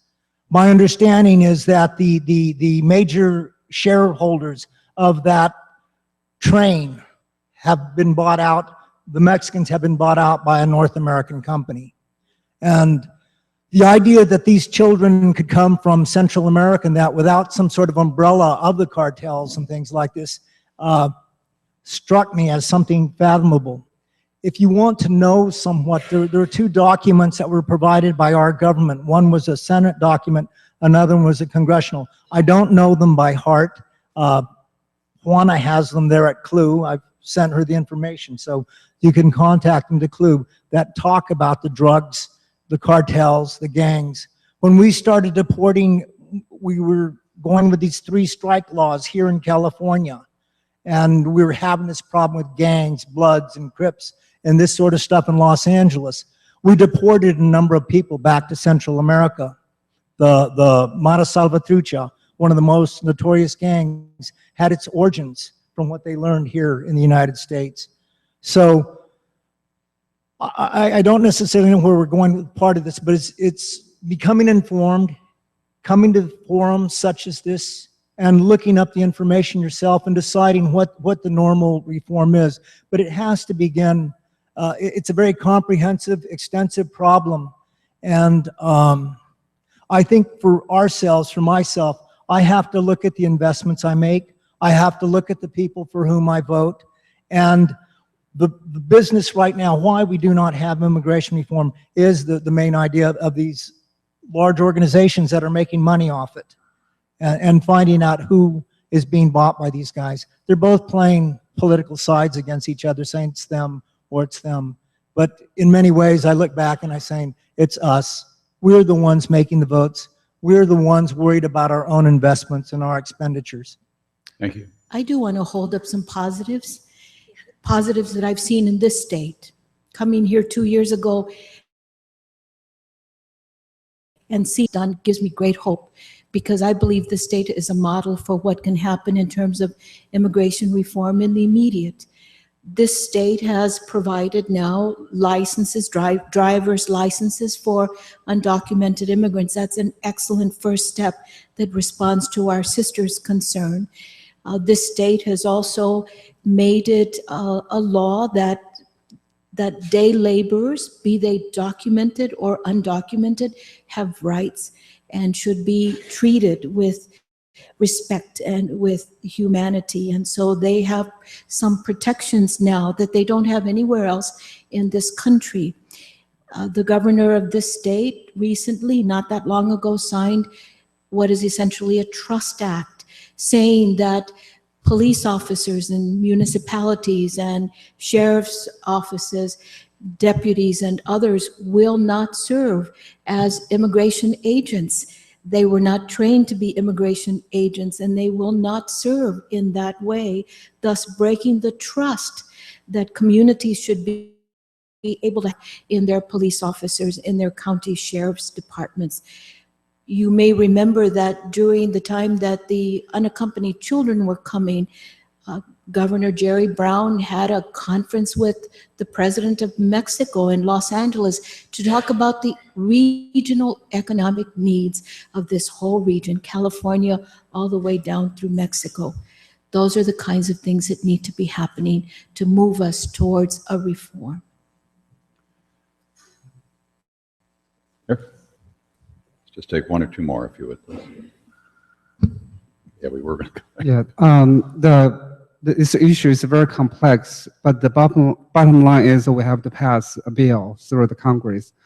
Could the panel tell us more about the political landscape, particularly the resistance to the reform? Yeah, any chinks in the armor there that can be exploited? I guess that's me, right?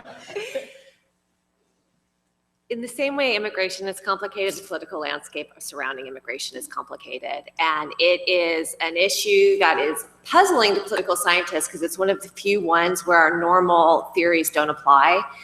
Case in point for us, our Rosetta Stone is party ID. So how you self-identify, Democrat, Republican, Independent. If you tell me that, age, education level, income, region, I can basically tell you everything you think. Not really, but this is kind of our idea. Immigration doesn't fit that at all.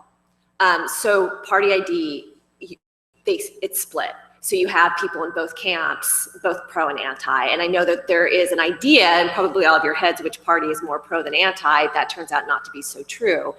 So especially with the groups that are the ones that are politically involved in lobbying, Reagan's the one who passed amnesty. Clinton's the one who criminalized a lot of things. Now Obama's called deporter in chief. He's deported more people than anyone. So there's a lot of lack of trust for those that are usually the ones that get the political power moving. We also clearly have a dysfunctional Congress right now who I think will just not do anything Obama wants, which is a whole othering issue, actually.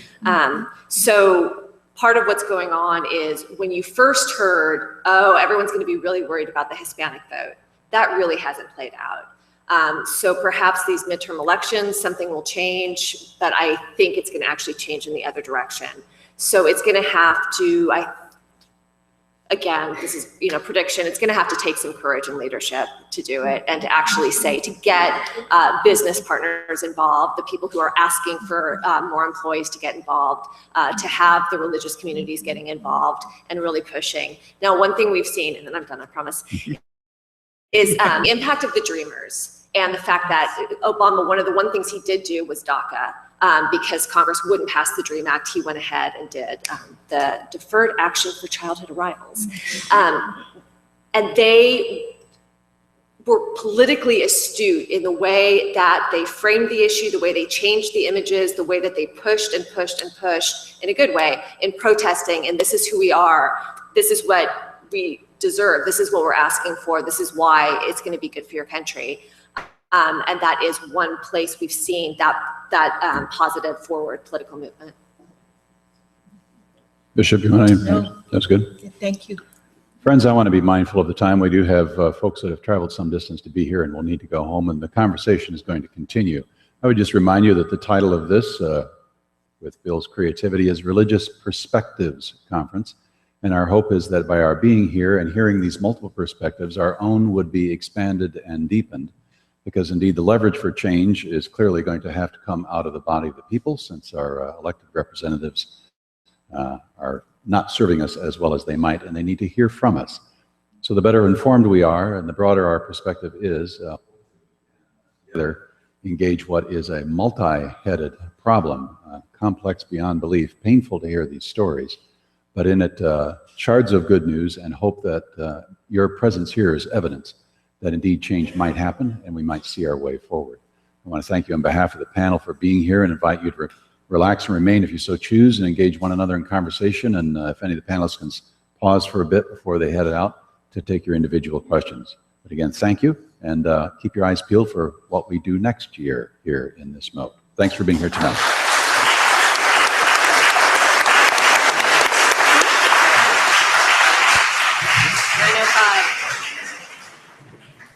Thank you so much. Thank you for coming. Really appreciate the invitation, Oh, it and was thank you wonderful. for creating this conversation. Thank you. And many others I know you have. Yeah.